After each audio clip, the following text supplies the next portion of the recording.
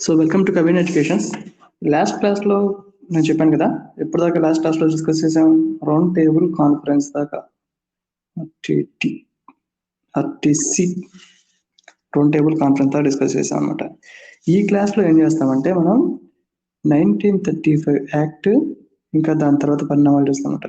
ఈ round table కాన్ఫరెన్స్లో తీసుకున్న చర్యలు లేకపోతే చర్చల ఆధారంగానే 1935 యాక్ట్ వచ్చింది. 1935 యాక్ట్ ఇంపార్టెన్స్ ఏంటంటే 1935 యాక్ట్స్ అనేది carbon copy of the constitution. అంటే ఏంటంటే 1935 యాక్ట్ లో ఉన్న ప్రకరణలు కానీ స్కెడ్యూల్స్ కానీ భాగాలు కానీ డైరెక్ట్ గా మన కాన్స్టిట్యూషన్ లో ఇంప్లిమెంట్ చేశారనమాట. సో అది దీనికి గుర్తును. బ్రిటిష్ వారు రూపొందించిన రాజ్యాంగ సంస్థల్లో ఈ చట్టం వివరణాత్మకమైనది, సుదీర్ఘమైనది, పెద్దదనమాట. దీంట్లో 321 ఆర్టికల్స్, 10 స్కెడ్యూల్స్, 14 విభాగాలు ఉంటాయి అన్నమాట. సో ఫెడరేషన్ ఏర్పాటు చేస్తారు. దీంట్లో మెయిన్ ఏంటంటే 4 ఏర్పాటు చేస్తారు. Federation, federal court, next RBI ఏర్పాటు చేస్తారు, నెక్స్ట్ పబ్లిక్ సర్వీస్ కమిషన్ ఏర్పాటు చేస్తారు అన్నమాట. ఫెడరల్ పబ్లిక్ సర్వీస్ కమిషన్ ఈ 4 ఏర్పాటు చేస్తారు అన్నమాట. సో భారతదేశ సమాఖ్య ఏర్పాటు చేస్తారు. సమాఖ్య అంటే ఏంది? ఫెడరేషన్. ఫెడరేషన్ అంటే ఏంది? Division of powers between the centre and provinces is called federation. అంటే పవర్స్ అనేవి సెంట్రల్ గవర్నమెంట్ మరియు ప్రొవిన్షియల్ గవర్నమెంట్ మధ్య పవర్స్ డివిజన్ జరిగితే దాన్ని ఫెడరేషన్ అంటారు. సో 3 రకాల జాబితాలు ఉంటాయి అన్నమాట. 3 రకాల కేంద్ర జాబితాలో 59 అంశాలు, రాష్ట్ర జాబితాలో 54 అంశాలు, ఉమ్మడి జాబితాలో 36 అంశాలు. ఇప్పుడు మనకు కూడా ఉన్నాయి. ఇప్పుడు union list, state list, concurrent list ఉంటాయి కదా మన కాన్స్టిట్యూషన్ 7th షెడ్యూల్లో. అలానే అది అక్కడి నుంచే తీసుకున్నారు అన్నమాట. 3 జాబితాలు చేశారంటే కేంద్ర జాబితాలో ఎవరెవరు చట్టాలు చేయాలి, రాష్ట్ర జాబితాలో రాష్ట్ర జాబితా మీద ఎవరెవరు చట్టాలు చేయాలి, ఉమ్మడి జాబితాలో ఎవరు చట్టాలి. రెసిడ్యూల్ పవర్స్ గవర్నర్ జనరల్ కి ఇచ్చారన్నమాట. ఇప్పుడు రెసిడ్యూరీ పవర్స్ ఎవరికి ఇస్తారు అంటే, ఇప్పుడు కాన్స్టిట్యూషన్ లో ఉన్నప్పుడు మన కాన్స్టిట్యూషన్ లో రెసిడ్యూరీ పవర్స్ ఎవరికి ఇచ్చారు? సెంట్రల్ గవర్నమెంట్ కి ఇచ్చారన్నమాట. అప్పుడు గవర్నర్ జనరల్ రెసిడ్యూరీ పవర్స్ అంటే ఏంది? ఈ కేంద్ర జాబితా, రాష్ట్ర జాబితా, ఉమ్మడి జాబితా ఉంటాయి కదా, ఈ ఉమ్మడి జాబితా మూడిట్లో పొందుపరచని అంశాలు అవశిష్టాధికారాలు లేదా రెసిడ్యూరీ పవర్స్ అని అంటారన్నమాట.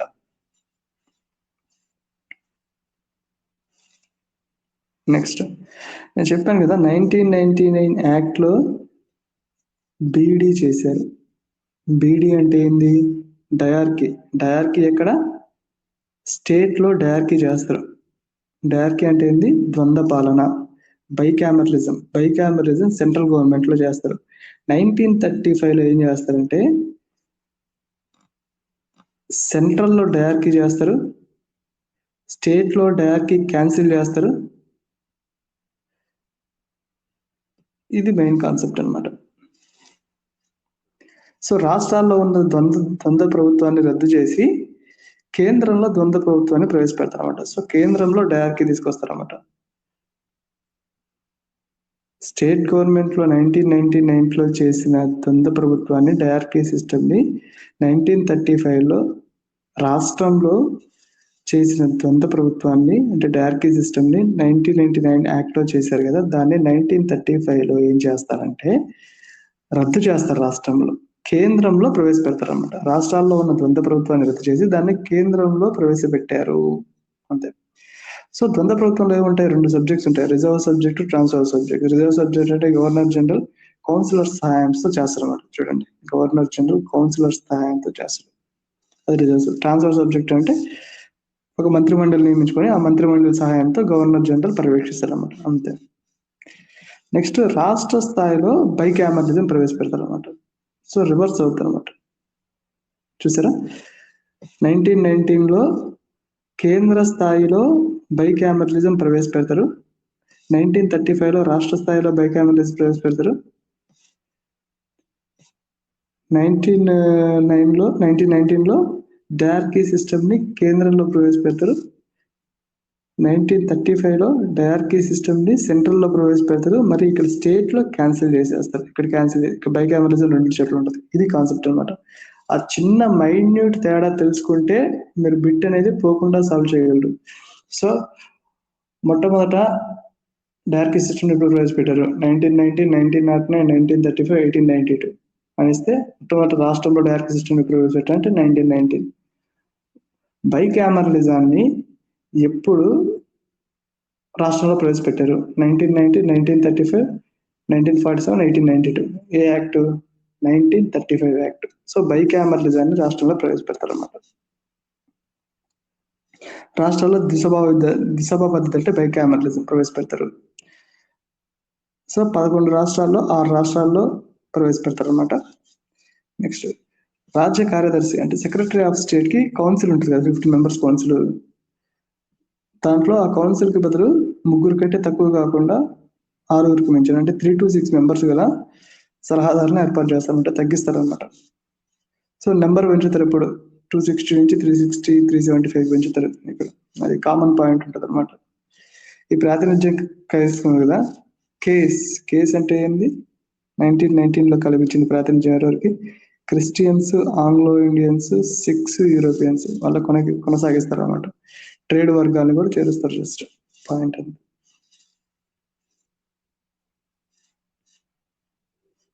సో నేనేం చేస్తుంటానంటే ఇంపార్టెంట్ వరకు బాగా స్ట్రెస్ చేస్తాను. అంటే ఈ బిట్ వస్తుంది అనే వాటిని స్ట్రెస్ చేస్తాను. మామూలు జనరల్ పాయింట్స్ చేస్తాను, చెప్తాను, కాకపోతే మరీ ఓవర్ స్ట్రెస్ చేయను అనమాట. దానివల్ల మీరు ఏంటంటే దేన్ని ఫోకస్ చేయాలో మీకు ఈజీగా అర్థమైపోతుంది. ఓటు హక్కును విస్తృతపరుస్తారు అనమాట. 10% ఓటు హక్కు ఇస్తారు అనమాట. అప్పుడు ఓటు హక్కు ఎలా ఉండదంటే ఇష్టం వచ్చిన వాడు ఓటేసేవాడు కాదనమాట. అంటే సంథింగ్ కొద్దిగా ట్యాక్స్ పే చేయాలి, కొద్దిగా ఇంత ధనవంతులు ఉండాలి, సంథింగ్ కొన్ని కండిషన్స్ ఉంటాయి, చదువుకోవాలి, అట్లా డిఫరెంట్ కండిషన్స్ ఉంటాయి అనమాట. ఆ కండిషన్స్ ఫుల్ ఫ్లెడ్జ్డ్ గా ఉండదు కానీ అడల్ట్ ఫ్రాంచైజ్ అందరికీ ఓటు హక్కు అయితే ఉండదు. 10% వర్తింపు చేస్తారు. రైట్. సుప్రీంకోర్టు, ఫెడరల్ కోర్టు చెప్పాను కదా, ఫెడరల్ కోర్టు ఏర్పాటు చేస్తారు. న్యాయమూర్తి 1+6 అనమాట. ఇప్పుడు న్యాయమూర్తులు అంతా చెప్పండి, గెస్ చేయండి. 34 అనమాట ప్రజెంట్ న్యాయమూర్తులు. అయితే దీని తీర్పు సర్వోన్నతం కాదనమాట. ఇంగ్లాండ్ లో ప్రివీ కౌన్సిల్ అని ఒక కౌన్సిల్ ఉంటుంది అనమాట. అంటే ఒకవేళ దీని తీర్పు మనకు హైకోర్టులో ఓడిపోతే సుప్రీంకోర్టు ఎలా చేసుకోవచ్చు, ఈ ఫెడరల్ కోర్టులో ఎవరైనా ఓడిపోయారు అనుకోండి, నేను పోయి ప్రివీ కౌన్సిల్లో వేసుకుంటా. ఇంగ్లాండ్ అంటే సుప్రీంకోర్టు ఫెడరల్ కోర్టుకి పైన కోర్టు అనమాట అది ప్రివీ కౌన్సిల్ అనేది. అక్కడ అప్పీల్ చేసుకోవచ్చు అనమాట. చట్టం ద్వారా బర్మా నుంచి అంటే మయన్మార్ బర్మా నుంచి భారత్ ని వేరు చేస్తారు. ఇది ఇంపార్టెంట్ పాయింట్, అప్పుడప్పుడు అడుగుతుంటారు.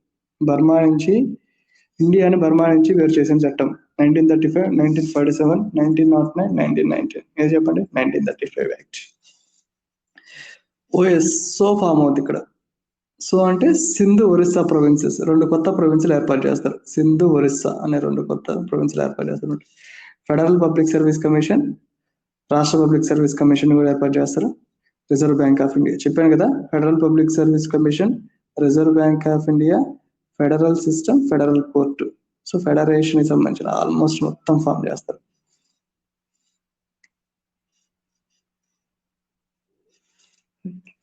దీని మీద డిఫరెంట్ మెంబర్స్ ఏమన్నారు అంటే 1935 చట్టం గురించి ఎక్స్ప్లెనేషన్స్, కొటేషన్స్ ఏమొచ్చాయి. ఈ కొటేషన్స్ అనేది పాలిటీలో చాలా ఇంపార్టెంట్.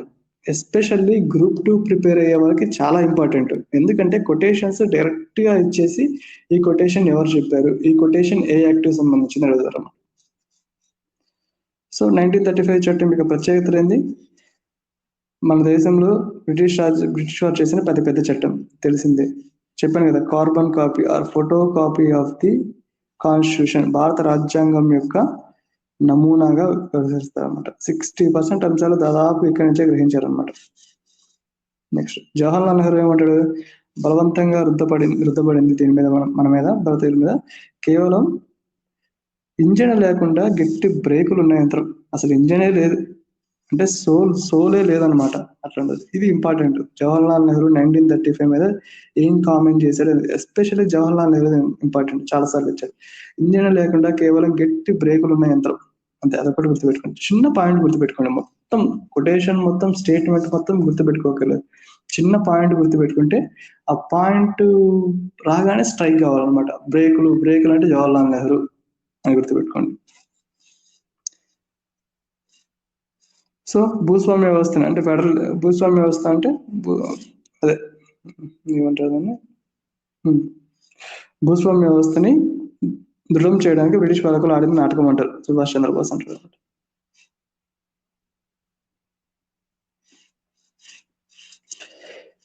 ఇది చాలా ఈజీ గుర్తుపెట్టుకోవచ్చు.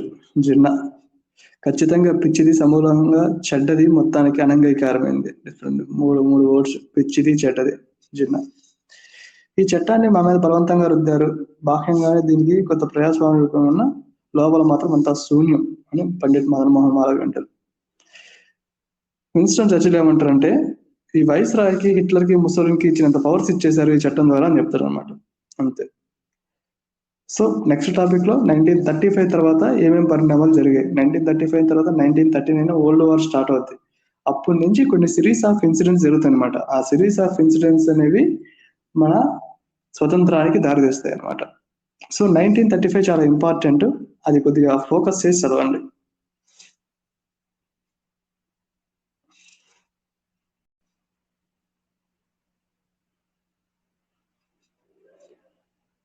సో 1935 చట్టం తర్వాత 1939 వరల్డ్ వార్ స్టార్ట్ అవుద్ది. వరల్డ్ వార్ స్టార్ట్ కాగానే ఏమవుద్ది, వరల్డ్ వార్ స్టార్ట్ కాగానే బ్రిటన్ ఏం చేసిద్దంటే, అసలు ఇండియన్స్ ఎవరితో పలకరించకుండా, అంటే ఐఎన్సి, ఇండియన్ నేషనల్ కాంగ్రెస్ తో సంబంధం లేకుండా డైరెక్ట్ గా ఇండియా వార్ లో పాల్గొంటుంది అని ఒక స్టేట్మెంట్ ఇచ్చేస్తారు. దాంతో అందరికి కోపం వచ్చేస్తుంది. కోపం వచ్చేసి ఫస్ట్ రిజైన్ చేస్తారు. వాళ్ళు ఉన్న పదవులకు రిజైన్ చేస్తారు అన్నమాట. రిజైన్ చేసిన తర్వాత లింగ్లిత్గో, అప్పుడు గవర్నర్ జనరల్ ఆర్ వైస్రాయ్, కొన్ని ప్రతిపాదనలు ప్రవేశపెడతారు. నెక్స్ట్ క్రిప్స్ వస్తాడు అనమాట. First Linlithgow, next Cripps, next Rajaji, next Wavell, next cabinet mission plan. ఇవన్నీ సీక్వెన్స్ అనమాట. ఈ సీక్వెన్స్ బాగా గుర్తుంటారు. సో ఈ సీక్వెన్స్ గుర్తుంటే హిస్టరీలో యూజ్ అవుద్ది, పాలిటీలో యూజ్ అవుద్ది. సో లింగ్లిత్గో ఏమంటాడంటే, రెండో ప్రపంచ యుద్ధం వచ్చిన తర్వాత డొమినియన్ స్టేటస్ ఇస్తాం. ఇంకా డొమినియన్ స్టేటస్ మనకు చివరి దాకా డొమినియన్ స్టేటస్ అంటారు. అంటే స్వయం ప్రతిపత్తి ఇస్తాం అని చెప్తారు అనమాట. కానీ ఇండిపెండెన్స్ ఎప్పుడు మెన్షన్ చేయరు. ఈ 5 ఎక్కడ మెన్షన్ చేయరు. చివరిలో క్యాబినెట్ మిషన్ ప్లాన్ లో. నెక్స్ట్ ఏంటంటే, రాజ్యాంగ పరిషత్ ఒకటి ఏర్పాటు చేయబడుతుంది అనమాట. యుద్ధ సలహా మండలి, వార్ అడ్వైజరీ కౌన్సిల్ ఒకటి ఏర్పాటు చేస్తారన్నమాట. గవర్నర్ జనరల్ కార్యనిర్వహణ మండలి ఉంటుంది కదా, దాంట్లో సభ్యత్వాన్ని వివిధ రాజకీయ పార్టీలకు, అంటే అప్పుడున్న ముస్లిం లీగ్ కానీ, హిందూ మహాసభకు కానీ, వాళ్ళందరికీ వర్తింపేటట్టు అందరినీ తీసుకుంటామని చెప్తారన్నమాట. అల్పసంఖ్యాక వర్గాలకి సముచిత ప్రాధాన్యత ఇస్తాము. ఇవన్నీ తిరస్కరిస్తాయి. లింగ్లిత్గో చెప్పిన వాటినన్నింటినీ ఎవరు యాక్సెప్ట్ చేయరన్నమాట. అప్పుడు ఏం చెప్తారంటే, విన్స్టన్ చర్చిల్ అప్పుడు బ్రిటన్ ప్రైమ్ మినిస్టర్ గా ఉంటాడు. సో ఇలా కాదు, ఒకరిని పంపాలి. ఎవరిని పంపుదాం? స్టాన్ఫోర్డ్ క్రిప్స్ అనే అతన్ని భారతదేశాన్ని పంపుతారు అనమాట. స్టాన్ఫోర్డ్ క్రిప్స్ ని పంపి, క్రిప్స్ నువ్వు ఎలా అయినా సరే ఇండియాని ఒప్పించు. ఎందుకు ఒప్పించాలి అంటే, బ్రిటన్ చాలా కష్ట పరిస్థితిలో ఉంటుంది అప్పుడు. జపాన్ ఇంకా జర్మనీ రెండు కలిసి బ్రిటన్ ని ఆల్మోస్ట్ ఇంకా చంపేటట్టు చూస్తాయి అనమాట. అంటే ఇంకా ఆల్మోస్ట్ ఇంకా బ్రిటన్ చచ్చిపోయింది అన్న డిక్లరేషన్కి వస్తారు. జపాన్ ఏమో ఒక సైడ్ చైనాని ఆక్రమిస్తుంటది, మంచూరియా అటు వచ్చేస్తుంది. మన వాళ్ళకు కూడా, ఇండియన్స్ లో కూడా భయం స్టార్ట్ అవుతుంది అనమాట. సో జపాన్ ఎక్కడ మనల్ని ఆక్రమిస్తుందో అనేది, అంత జపాన్ అంత అగ్రెసివ్ అయిపోతుంది అనమాట. అందుకని చెప్పేసి ఇంకా వాళ్ళు భయపడేసి డైరెక్ట్ ఇండియన్స్ మద్దతు కావాలి ఖచ్చితంగా అని చెప్పేసి క్రిప్స్ ని పంపిస్తారు అనమాట. 1942లో భారతదేశానికి వస్తాడు. రాజ్యాంగ పరిషత్ గురించి మొట్టమొదటి అధికారంగా ప్రకటన చేస్తుంది క్రిప్స్ మిషన్ అనమాట. భారతదేశానికి కావాల్సిన అయితే కొత్త రాజ్యాంగం నిర్మించటకై ఎన్నుకోబడిన రాజ్యాంగ పరిషత్ ఏర్పాటవుతుంది. రాజ్యాంగ పరిషత్, కాన్స్టిట్యూషన్ అసెంబ్లీ, దాని గురించి చర్చ అనమాట. స్వయం ప్రతిపత్తి వీలైనంత త్వరగా ఇవ్వబడుతుంది. రాష్ట్ర ప్రభుత్వాలు ప్రస్తావనలో ఉన్న రాజ్యాంగాన్ని లేదా కొత్త రాజ్యాంగాన్ని రాష్ట్ర ప్రభుత్వం అమలు చేసుకోవచ్చు అని చెప్పి ఉంటది అనమాట. సో ఇది ఇంపార్టెంట్. క్రిప్స్ ప్రతిపాదన గాంధీజీ ఏమన్నాడు? పోస్ట్ డేటెడ్ చెక్ డ్రాన్ అనే క్రాషింగ్ బ్యాంక్ అంటే ఏంది? దివాలా తీస్తున్న ఒక బ్యాంకు మీద ముందస్తు తేదీతో వేసిన చెక్కు అంటాడు అనమాట. అంటే ఆల్రెడీ బ్యాంక్ దివాలా తీస్తుంది. బ్యాంక్ దివాలా తీస్తుంటే మీరు ముందస్తు తేదీతో చెక్ వేసినా ఏం ప్రయోజనం, బ్యాంకే ఉండనప్పుడు అని చెప్పి. అంటే బ్రిటిష్ వాళ్ళు ఆల్రెడీ వార్లో దివాలా తీస్తున్నారు, మీరు ఇప్పుడు మాకు ఇచ్చేసి ఏం ప్రయోజనం అని చెప్తారు అనమాట. అంటే డొమినియన్ స్టేటస్ కానీ మీరు వచ్చేసి ఏం ప్రయోజనం, అట్లా. అని చెప్పేసి ఆ మీనింగ్ తో చెప్తాడు అనమాట. ఆ quotation important.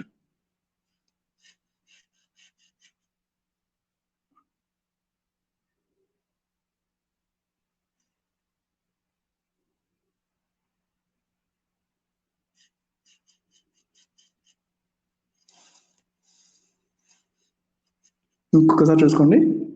Post dated check drawn అనే క్రాషింగ్ బ్యాంక్ అది చెప్తాడు అన్నమాట.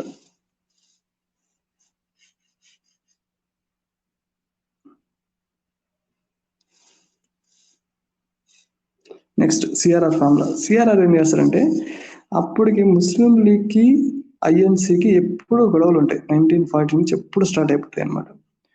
సో ముస్లిం లీగు ఐఎన్సీ సిఆర్ఆర్ వీళ్ళిద్దరి మధ్య సయోధ్యకు దిగడానికి ట్రై చేస్తారు. సిఆర్ఆర్ అంటే ఎవరు? చక్రవర్తుల రాజగోపాలాచారి మద్రాసతను.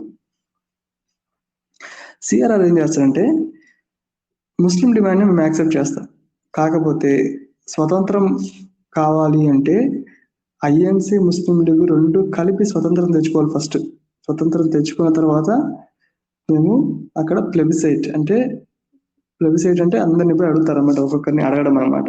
అడిగేసి వాళ్ళ ఒపీనియన్స్ తీసుకొని దాన్ని బట్టి డిసైడ్ అవ్వడం. ప్లెబిసైట్ నిర్వహించి చేసేస్తాము అని చెప్తారు అనమాట. కాకపోతే జిన్నా అతనికి ఒప్పుకోడు. జిన్నా దానికి ఒప్పుకోకుండా ముస్లిం లీగ్ మాత్రం స్వతంత్రం గురించి పట్టుకోకుండా ద్విజాతి సిద్ధాంతం అంటే పార్టిషన్ థియరీ మీదే ఉంటారు అనమాట. స్వతంత్రం గురించి ఏం ఆలోచించరు. అందుకని ఇది ఫెయిల్ అవుతుంది. సో ఇవన్నీ ఫెయిల్యూర్స్ అనమాట. Linlithgow plan, Cripps mission, CRR plan ఇవన్నీ ఫెయిల్ అయిపోతాయి అన్నమాట.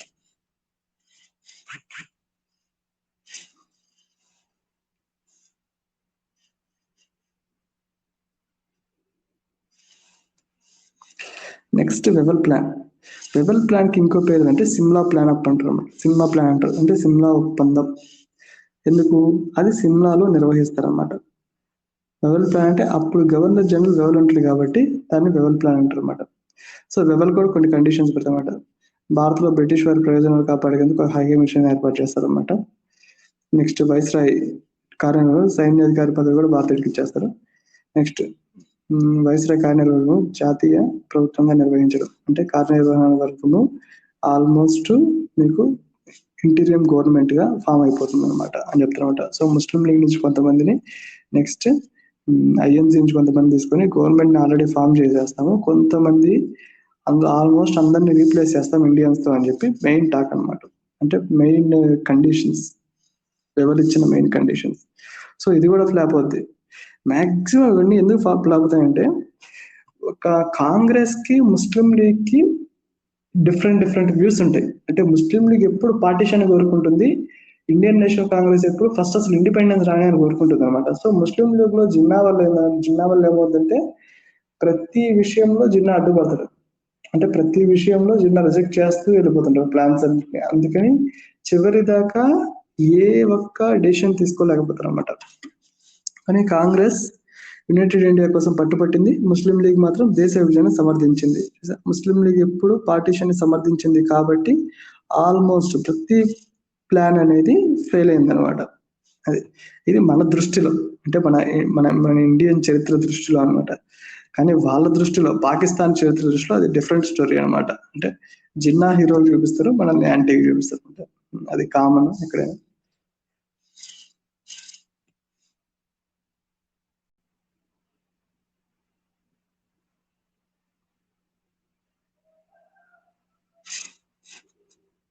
సో 1945 వెవల్ ప్లాన్ తర్వాత క్యాబినెట్ మిషన్ ప్లాన్ వస్తుందన్నమాట. సో అప్పుడు బ్రిటన్ ప్రధాని అట్లీ ఏం చేస్తారంటే ఒక ముగ్గురు క్యాబినెట్ మిషన్ ప్లాన్ ఏర్పాటు చేస్తారు. క్యాబినెట్ మిషన్ ప్లాన్ ముగ్గురు ఉంటారు. క్యాప్ అని గుర్తుపెట్టుకోండి. క్రిప్స్ అంటే స్టాన్ఫోర్డ్ క్రిప్స్ 1942లో వచ్చాడు కదా అతను. Next Alexander, next Pethick Lawrence, క్యాప్. సో క్యాబినెట్ మిషన్ ప్లాన్ లో సభ్యులు ఎవరు? క్రిప్స్, అలెగ్జాండర్, పెతిక్ లారెన్స్. పై అందరు. ఆన్సర్ ఏంది? పై అందరు. వీళ్ళు 1946 మేలో ప్రణాళికను వెల్లడిస్తారన్నమాట. ఈ ప్రణాళికలో జస్ట్ కొన్ని ముఖ్య అంశాలు ఉంటాయి. జస్ట్ క్విక్ రివిజన్ అనమాట ముఖ్య అంశాలు. బ్రిటిష్ పాలిత భారతదేశం స్వదేశీ సంస్థానం కలిపి ఇండియన్ యూనియన్ అనే రాజకీయ వ్యవస్థ ఏర్పడుతుంది. ఈ యూనియన్ అనేది విదేశీ వ్యవహారాలు మొత్తం మనకు వచ్చేస్తాయి అనమాట.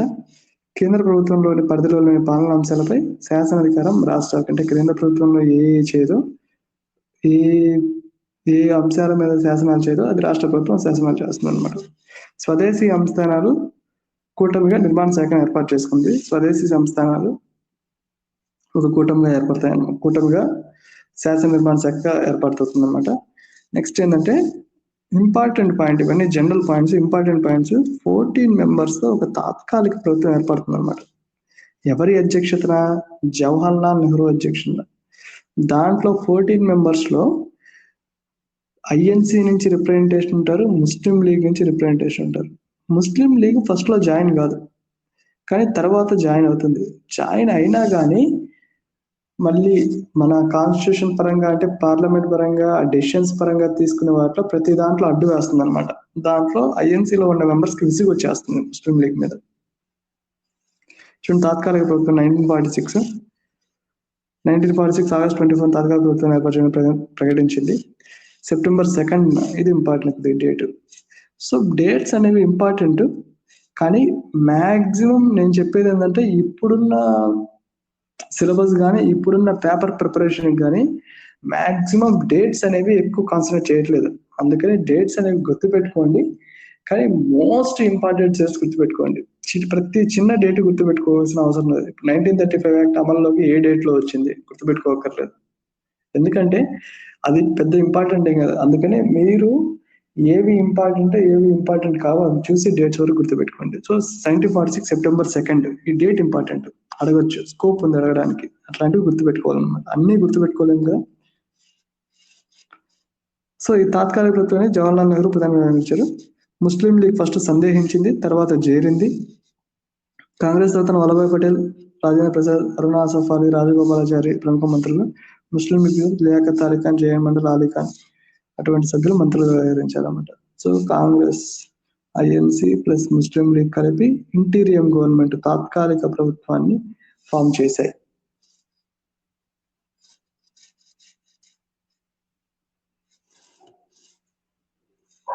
సో అట్లీ ఏం చెప్తాడంటే 1947 ఫిబ్రవరి 20 ఇది ఇంపార్టెంట్. అట్లీ ప్రకటన 1947 ఫిబ్రవరి 20లో ఏం చెప్తారంటే 1948 జూన్ కల్లా, ఎప్పటికల్లా 1948 జూన్ కల్లా ఇండిపెండెన్స్ డే వచ్చేస్తుంది అని చెప్తారు అనమాట. సో ఈ ప్రకటన బ్రిటిష్ వారు జారీ చేసే వల్ల అత్యుత్తమైనదిగా గాంధీ పేర్కొంటారు. పెద్ద ఇంపార్టెంట్ ఏం కాదు ఇది. సో చివర ఇంకా మౌంట్ బ్యాటన్ ప్లాన్ అనమాట. మౌంట్ బ్యాటన్ పంపిస్తారు చివరిలో. క్యాబినెట్ మిషన్ ప్లాన్ అయిపోయిన తర్వాత మౌంట్ బ్యాటన్ పంపిస్తే మౌంట్ బ్యాటన్ కొద్ది ప్రణాళిక ఉంటాడు అనమాట. ఈ ప్రణాళికలో ఏంటంటే క్యాబినెట్ మిషన్ ప్లాన్ లో ఒక ఇంపార్టెంట్ పాయింట్ నేను మిస్ చేశాను. క్యాబినెట్ మిషన్ ప్లాన్ లో పాకిస్తాన్ అనే భావనని వాళ్ళు రిజెక్ట్ చేస్తారు. పాకిస్తాన్ అనే భావన యాక్సెప్ట్ చేయరన్నమాట. అంటే పాకిస్తాన్ కాదు, ఇండియా మొత్తం కలిసి ఉంటుంది అని చెప్తారు అనమాట. దాంతో ఏమవుతుందంటే డైరెక్ట్ యాక్షన్ డే అని ఒక యాక్షన్ డే వస్తుంది. డైరెక్ట్ యాక్షన్ డే ఒక ఇన్సిడెంట్ జరుగుతుంది అనమాట. దాన్ని డైరెక్ట్ యాక్షన్ డే అంటారు అనమాట. ఈ డైరెక్ట్ యాక్షన్ డే రోజు జిన్నా ఏంటంటే ప్రజల్ని అక్కడ ఉన్న వాళ్ళని రెచ్చగొడతారు అనమాట. ముస్లింలు వాళ్ళని రెచ్చగొడితే అక్కడ మత కల్లోలాలు జరిగి మనకు ఆల్మోస్ట్ ఒక 50-60 వేల మంది చచ్చిపోతారు. ఇక్కడ బెంగాల్లో ఎక్కువ మంది చచ్చిపోతారు. బెంగాల్లో ఒకటి, పంజాబ్ లో ఒకటి, అక్కడ ఎక్కువ మంది చచ్చిపోతారు అనమాట. దాంతో ఇంకా ఒక ఉద్రిక్త పరిస్థితి ఏర్పడుతుంది అనమాట. సో మీకు ఎప్పుడైనా హిస్టరీ మీద కొద్ది క్లారిటీ కావాలంటే, అంటే క్లారిటీ ఉంటుంది, జస్ట్ కొద్దిగా బేసిక్స్ అంటే ఏమీ తెలియని స్టార్టర్స్ కావాలంటే గాంధీ అని 1990s లో ఒక సినిమా వచ్చింది. 1990s లోనో 1980s లోనో ఒక సినిమా వచ్చింది. ఆ సినిమా చూడండి. సో హిస్టరీ సీక్వెన్స్ మీద కొద్ది క్లారిటీ వస్తుంది అనమాట. గాంధీ సినిమా పేరు, దానికి ఆస్కార్ కూడా వచ్చింది అనమాట వాడికి.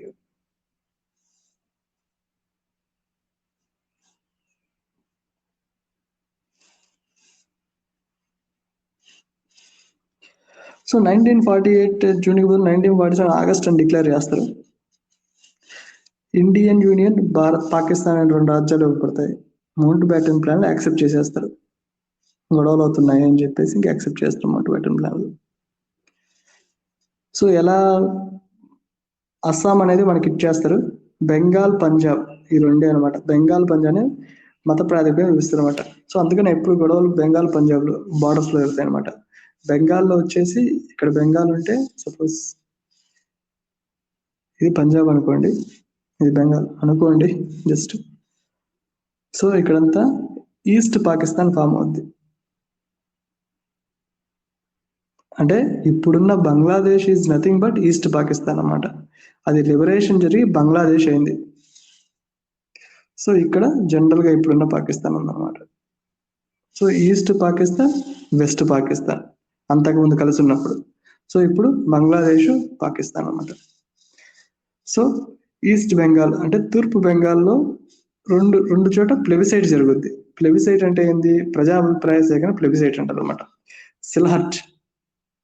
సిల్హట్ అనే జిల్లాలో బెంగాల్లో చేద్దామా లేదా అస్సాంలో చేద్దాం అనే దాని మీద జరుగుతుంది అనమాట. నెక్స్ట్ బెలూచిస్తాను వాయువ్య ప్రాంతాలు, అదొకటి ఆ ప్లేస్ లో కూడా జరుగుతుంది అనమాట. పాకిస్తాన్ లో చేద్దామా ఇండియాలో చేద్దాం, అది బెలూచిస్తాను వాయువ్య ప్రాంతాలు అంటే నార్త్ వెస్ట్ ఫ్రాంటియర్ అనమాట.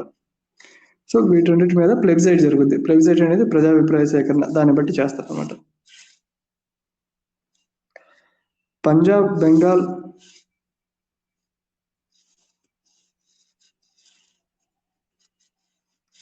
ఈ పంజాబ్, బెంగాల్, అస్సాము కొన్ని రాష్ట్రాలు ఉన్నాయి కదా, ఆ సరిహద్దును విభజించడానికి ఒక కమిటీని వేస్తారు. సో ఇండియా పాకిస్తాన్ సరిహద్దును ఆల్మోస్ట్ అదే అనమాట. ఇండియా పాకిస్తాన్ సరిహద్దులు నిర్వహించడానికి వేసిన కమిటీ. ఏం కమిటీది? Radcliffe committee. సరిగ్గా పడట్లేదు ఇక్కడ. Radcliffe committee. ఇండియా చైనాకి కమిటీ ఏంది? ఇండియా చైనా లైన్ డిసైడ్ చేసే కమిటీ మెక్మోహన్ కమిటీ. చైనాది మెక్మోహన్ కమిటీ కదా, ఇంకా జాన్సన్ కమిటీ అని ఇంకో కమిటీ కూడా ఉంటుంది అన్నమాట. అంత డీప్గా వెళ్ళక్కర్లేదు. అంటే చైనా ఎట్లా ఉంటుందంటే,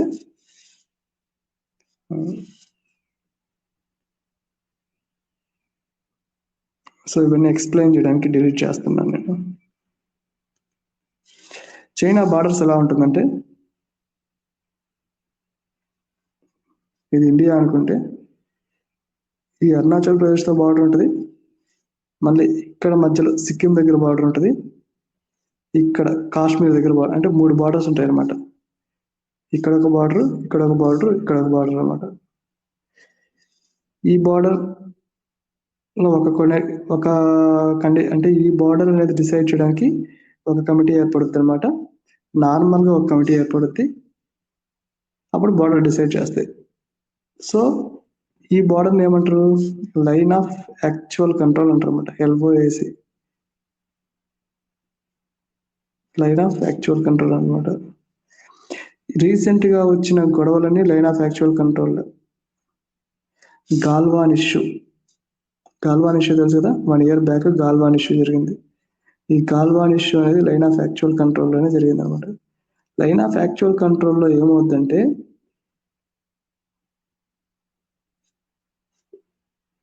ఇండియన్ కి చైనాకి ఎవరికి బార్డర్ మీద కరెక్ట్ అవగాహన ఉండదు అనమాట. ఎందుకంటే అవి కొండల్లో ఉంటాయి, ఎత్తు పల్లాలు ఉంటాయి. సో మన బార్డర్ ఏందో వాళ్ళ బార్డర్ ఏందో కరెక్ట్ వాళ్ళకి క్లారిటీ ఉండదు, మనకు క్లారిటీ ఉండదు. అంటే మన ప్రకారం మనకు బార్డర్ ఉంటుంది, అంటే నా ప్రకారం నా భూమి ఇంతవరకు, వాళ్ళ ప్రకారం వాళ్ళ భూమి ఇంతవరకు అనమాట. సో అది line of actual control, line of control అనమాట. ఆ లైన్ ఆఫ్ కంట్రోల్ అయినా ఏమవుతుందంటే వెపన్స్ యూజ్ చేయకూడదు అనమాట. అంటే సీజ్ ఫైర్ ఉంటుంది అనమాట. ఫైర్ సీజ్ చేస్తారు, అంటే వెపన్స్ యూజ్ చేయకూడదు. అందుకని చూడండి, గాల్వాన్ ఇష్యూలో కొట్టుకున్నప్పుడు మన సోల్జర్స్ వాళ్ళ సోల్జర్స్ వెపన్స్ యూజ్ చేయకుండా రాడ్లతో కొట్టుకున్నారు అనమాట. సో అక్కడ వెపన్స్ యూజ్ చేయకూడదు అనే సిద్ధాంతం ఉంది కాబట్టి అక్కడ రాడ్లతో కొట్టుకున్నారు. సో ఇవన్నీ కరెంట్ అఫైర్స్ కిందకి వస్తాయి. కరెంట్ అఫైర్స్ అనేవి కొద్దిగా బాగా కాన్షియస్ గా చదవండి. నేను ఈ క్లాసుల్లో కవిన్ ఎడ్యుకేషన్ ఛానల్లో కరెంట్ అఫైర్స్ ఎక్స్ప్లెయిన్ చేస్తున్నాను. ఈ కరెంట్ అఫైర్స్ అనేవి రెగ్యులర్ గా ఫాలో కండి. I will try to give my best అనమాట. కరెంట్ అఫైర్స్ లో నేను మాక్సిమం మీకు బిట్స్ రూపంలో, ఈ రూపంలో, అన్ని రూపంలో కరెంట్ అఫైర్స్ మటుకు మాక్సిమం నా బెస్ట్ ఇవ్వడానికి ట్రై చేస్తాను. అల్టిమేట్ గా చదవాల్సింది మీరే, but I will try to provide maximum data to everybody, అంటే who is preparing for SI, ఇంకా Group 1, Group 2, ఏ ఎగ్జామ్ కైనా ప్రిపేర్ అయ్యే వాళ్ళకి డేటా మ్యాక్సిమం ఇవ్వడానికి ఆల్మోస్ట్ ప్రతి అంటే ఎవరెవరు ఎలా చదవాలి, ఇప్పుడు ఎస్ఐ ఎగ్జామ్ ఒకలాగా చదవాలి, ఇంకా గ్రూప్ 2కి ఒకలాగా చదవాలన్నమాట, గ్రూప్ 1కి ఒకలాగా చదవాలి. గ్రూప్ 1కి టాపిక్స్ ఈచ్ అండ్ పాయింట్ గుర్తుపెట్టుకోకపోయినా కానీ ఓవరాల్గా అవగాహన ఉంటే అర్థమవుతుంది. గ్రూప్ 2కి అలా కాదు, ఈచ్ అండ్ ఎవరీ పాయింట్ గుర్తుపెట్టుకోవాలి. ఎస్ఐకి అలా కాదు, ఈచ్ అండ్ ఎవరీ పాయింట్తో పాటు జీకే అనేది స్టాండర్డ్ జీకే, చిన్న చిన్న బిట్స్ అవి కూడా గుర్తుపెట్టుకోవాలన్నమాట. సో ఎవరెవరికి ఎలా ప్రిపరేషన్ కావాలో. సో నేనేం చేస్తానంటే ఈచ్ అండ్ ఎవరీ ఎగ్జామ్ ఎలా ప్రిపేర్ కావాలో ఒక వీడియోలో చేస్తాను అనమాట. Thanks lot, keep watching, bye.